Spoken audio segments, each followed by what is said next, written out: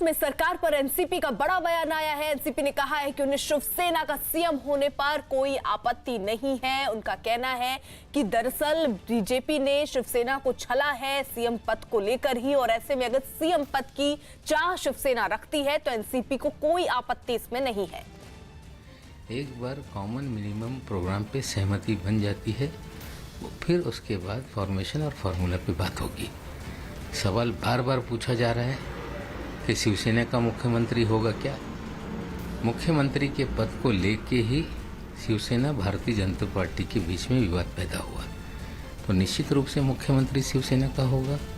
शिवसेना को अपमानित किया गया है, तो हमारी जिम्मेदारी बनती है कि उनका स्वाभिमान और सम्मान बनाए रखना, ये हमारी जिम्मेदारी है, और निश्चित रूप से हम उनका मुख्यमंत्री बनेगा, इस पे हम किसी भी प्रकार की हमारी आपत्ति नहीं है। विवेक गुप्ता हमारे सहयोगी इस वक्त जुड़ चुके हैं। विवेक, तो क्या माना जाए कि जो सीएम पद को लेकर पेच फंसा हुआ था वो अब सुलझ गया है? हाँ, अभी तक देखिए, नवाब मलिक जो एनसीपी के नेता हैं, उन्होंने साफ तौर पे कहा है कि सीएम शिवसेना का ही बनेगा। लेकिन देखिए, उन्होंने जो बातें मीडिया से कही है उसमें समय नहीं बताया गया कि वो 2.5 साल के सीएम बनेंगे या पूरे 5 साल के सीएम बनेंगे। इसको लेकर एनसीपी खुलासा नहीं करी। एनसीपी का साफ तौर पे कहना है कि जिस तरीके से शिवसेना और बीजेपी में जो मतभेद हुए थे सीएम को लेकर, जिस वजह से सीएम के पद की वजह से शिवसेना ने बीजेपी को छोड़ा है, छोड़ने के बाद वो एनसीपी और कांग्रेस साथ मिली है। शिवसेना का सम्मान और उनका आदर पूरी तरह से किया जाएगा, और सीएम पद का जो उनको पोजीशन वो दी भी जाएगी। लेकिन देखिए, दोनों पार्टियों से, ना ही कांग्रेस ये बोल रही है ना ही एनसीपी ये बोल रही है कि कितने समय के लिए दिया जाएगा। हालांकि शिवसेना बार बार मांग कर रही है कि गठबंधन होगा या फिर जो एनसीपी और कांग्रेस जाएंगे तो पूरे 5 साल का सीएम होने चाहिए।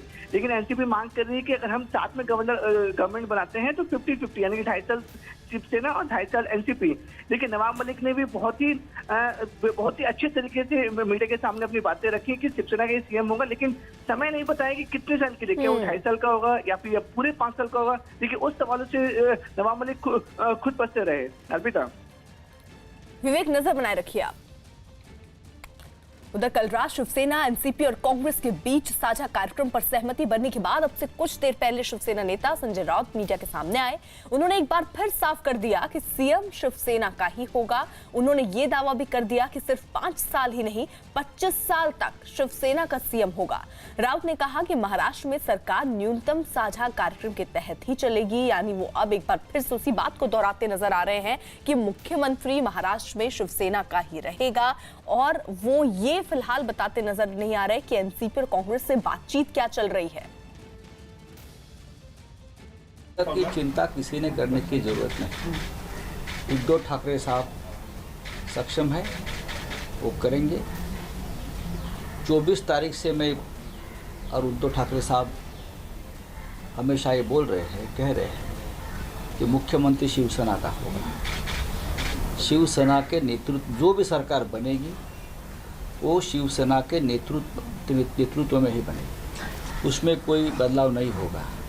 महाराष्ट्र को नेतृत्व शिवसेना ही देगी, चाहे लाख कोशिश करे रोकने की, कोई रोक नहीं सकेगा। मातोश्रीचा सन्मान ठेवून, बाळासाहेबांच्या प्रति आदर ठेवून भारतीय जनता पक्षाचे सर्वोच्च नेते हे मातोश्रीवर राजनैतिक चर्चा करायला जायचे, किंबहुना अन्य पक्षाचे नेतेही कधी कधी जायचे। पण आज सत्ता लालसेपोटी मातोश्रीवरून सगळे बाहेर पडून पंचतारांकित हॉटेलची वारी करताना पाहतो आहोत।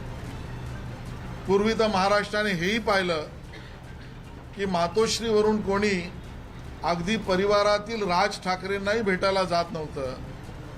आज तर महाराष्ट्र हे पाहतोय की मातोश्रीवरून निघून राज ठाकरे। तो बीजेपी की तरफ से प्रेस कॉन्फ्रेंस, जिसमें आरोप लगाया जा रहा है कि सत्ता का मुंह दरअसल शिवसेना को अब पकड़े हुए हैं। उधर बढ़ रहे आगे उत्तर प्रदेश के हमीरपुर में रोडवेज बस के एक ड्राइवर ने अपने साथी के साथ मिलकर एक दूध वाले की पिटाई कर दी। बताया गया कि जब दूध वाला अपनी बाइक बस अड्डे पर खड़ी करके दुकान से सामने ले जा रहा था, तभी रोडवेज बस उसकी बाइक से टकरा गई, जिसके बाद रोडवेज बस का ड्राइवर और उसका साथी गुंडागर्दी पर उतर आए। दूधवाले पर बीच सड़क पर बाइक खड़ी करने का आरोप लगाते हुए दोनों उस पर टूट पड़े और गाली गलौज करते हुए उसकी पिटाई करने लगे। काफी देर चले हंगामे के बाद रोडवेज का ड्राइवर वहां से चला गया। बताया गया कि कुछ देर बाद पुलिस भी वहां पहुंची और पिटने वाले आदमी से घटना की जानकारी ली गई। तब तक वहां हंगामा वैसे ही होता रहा। बीच सड़क की तस्वीरें जरा आप देखिए, किस तरीके से रोडवेज बस का ड्राइवर और उसका साथी जो था वो गुंडागर्दी पर उतर आया। दूध वाले पर बीच सड़क पर बाइक खड़ी करने का आरोप इन लोगों ने लगाते हुए उस पर टूट पड़े, गाली गलौज करते हुए उसकी पिटाई करने लगे। काफी देर तक ये हंगामा वैसे ही सड़क पर चलता रहा। बताया गया कि कुछ देर बाद जब सूचना इसकी पुलिस को दी गई, पुलिस भी वहां पहुंची और पिटने वाले आदमी से पूरी घटना की जानकारी ली है और जल्द ही इस पर कार्रवाई का भरोसा फिलहाल पुलिस की तरफ से जताया जा रहा है। हम मूंगफली ले रहे थे। हाँ, हम पैसे देने लगे थे, एकदम गाड़ी आग चढ़ा दी। अच्छा, तुम्हारे चढ़ा दी? हाँ, हमारे नहीं, गाड़ी जो रगड़ गई। मोटरसाइकिल? हाँ। तुम्हारे नहीं, मोटरसाइकिल। इनकी मोटरसाइकिल? तुम्हारी मोटरसाइकिल इनके रगड़ गई? हाँ। तो तुम रोडवेज के ड्राइवर हो ना? अच्छा। रोडवेज ड्राइवर, ये दूध वाले। अच्छा अच्छा।